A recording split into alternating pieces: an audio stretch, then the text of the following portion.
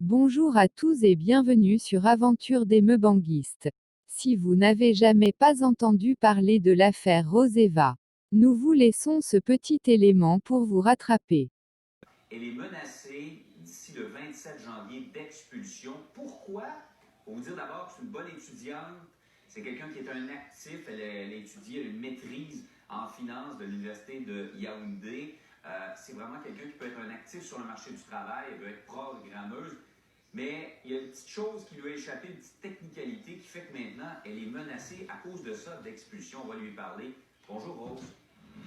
Bonjour. Expliquez, Expliquez-moi un petit peu de comment ça s'est passé tout ça. Vous êtes arrivé au pays en 2017 pour étudier et vous travaillez en même temps, c'est ça? C'est ça, effectivement. J'arrive au Canada, principalement au Québec, le 29 juillet pour un permis d'études valide du 29 juillet 2017 au 31 mars 2020. Mon programme d'études étant sur 6 sessions étalées du 6 septembre 2017 au 20 décembre 2020, j'ai commencé mon programme d'études où j'ai étudié à temps plein.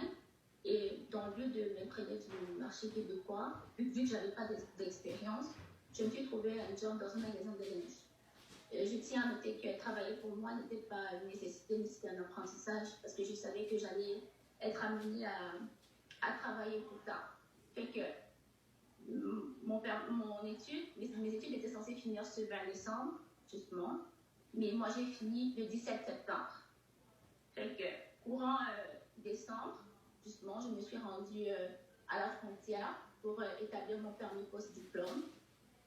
Là-bas, on me notifie comme quoi je vais être expulsée pour avoir travaillé sans permis. J'étais étonnée parce que, selon moi, mon permis d'études, il expirait le 31 mars 2020. Et puis, normalement, j'étais censée finir mes études le 20 décembre 2020, mais j'ai fini un peu plus tôt. Fait que moi, je pensais être ouverte encore par mon permis d'études. Oui, c'est une technicalité. Il y a même dans l'article du Journal de Montréal ce matin un avocat spécialisé en immigration qui dit que c'est vraiment pas évident de savoir cette technicalité-là. Donc, vous avez un visa d'étudiant, vous vouliez avoir un certificat de citoyenneté, je pense, et entre les deux, vous n'aviez pas le droit de travailler, mais vous ne le saviez pas. Comment on réagit? Oui, justement, je l'ai notifié, je ne le savais pas. Ben oui, comment on réagit, Rose, quand on vous dit ça, là, quand on vous dit, parce que ça, vous ne le saviez pas, ben, vous retournez d'où vous venez. Oui, c'est ça. Effectivement, c'est ce qui m'a été notifié, que c'est pas de leur faute. J'étais supposée le savoir, puis ils vont m'expulser. Fait qu'ils m'ont donné la date du 7 janvier pour le début de mon expulsion. Je m'y suis rendue, je pensais que je devais être réentendue. Mais non, ils m'ont fait comprendre que, dans le fond, l'exécution commençait ce 7 décembre-là et que j'ai jusqu'au 27 janvier pour quitter le pays, en fait. Comment vous vivez avec ça? Je suis désemparée parce que moi, j'ai beaucoup plus mis le focus sur mes études. Je quittais de Saint-Jérôme pour Montréal. Je faisais des 5 à 4 heures de route par jour.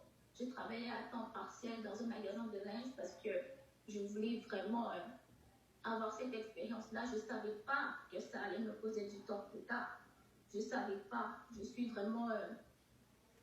un investissement a été fait. J'ai perdu mon papa à l'âge de 20 ans. Ma maman, suite au décès, a réuni les fonds pour me faire venir ici, un montant de 44 000 $. Et je payais 5 400 à 6 000 par session. Un programme que j'ai validé avec succès. Je n'ai pas obtenu moins de 80 dans mes moyennes. Je ne savais pas qu'en continuant un job que j'avais commencé en 2018, ça allait me poser un problème. Ouais. Ma famille est ici, j'ai ma soeur qui me soutient, mon beau-frère, mes neveux, ma maman est malade. Vous avez des liens avec notre société, vous avez de la famille ici, vous parlez français, vous êtes qualifié, vous avez étudié, vous êtes bonne à l'école. Pour vous dire, je reçois des messages des entreprises dans mon LinkedIn qui veulent m'embaucher, mais je n'ai pas le courage de leur dire que je suis sous le coup d'une expulsion. Parce que c'est justement pour ça que je suis allée à la frontière, parce que je savais qu'avec mon permis post-diplôme, je pourrais aller travailler à temps plein. Mais là, je vais recevoir des messages et tout, j'arrive pas à répondre. Est-ce qu'il vous reste des recours? Est-ce qu'il vous reste des possibilités d'éviter ça? Malheureusement, Selon l'immigration, non, mais j'ai essayé d'entamer certaines procédures avec l'avocat, mais nous sommes vraiment les mains liées parce qu'ils disent que le, le délit est large de travailler sans autorisation. On peut pas, la seule personne vraiment qui peut renverser cette décision, selon moi, c'est le ministre de l'Immigration. Merci beaucoup. On en appelle au ministre de l'Immigration afin que le bon sens prévaille. Vous avez vraiment fait tout dans les normes. Vous avez juste une technicalité dont vous n'étiez pas au courant, que vous n'avez pas respectée. Et je suis désolée, j'ai fauté à ce point. J'ai pas forcément eu la bonne information parce que je focusais juste sur mes études. C'est tout. Ben Rose, espérons que votre appel sera entendu vraiment. On souhaite de tout cœur vous garder comme concitoyenne, que vous puissiez faire votre vie ici, être un actif pour notre société. On le dit, on a besoin de gens de l'extérieur pour venir occuper des emplois au Québec et là, on perdrait quelqu'un comme vous. Je vous souhaite de tout cœur que ça fonctionne et que le ministre entende raison. Merci beaucoup, Rose. C'est moi qui vous remercie. Merci, au revoir. La jeune Roseva donne de ses nouvelles via les réseaux et nous avons appris que, suite avec son expulsion, la loi a été modifiée et désormais les étudiants pourront travailler à temps bien que n'ayant pas encore eu leur permis de travail après les études. Malheureusement pour Roseva, cette loi ne s'est pas appliquée pour elle alors qu'elle est la cause de cette modification.